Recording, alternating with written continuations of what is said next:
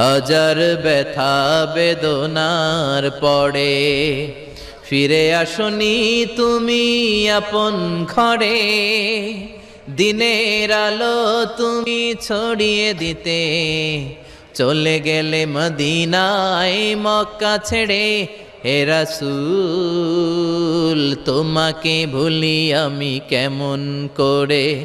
হে রাসূল তোমাকে ভুলি আমি কেমন করে। হে রাসূল তোমাকে ভুলি আমি কেমন করে।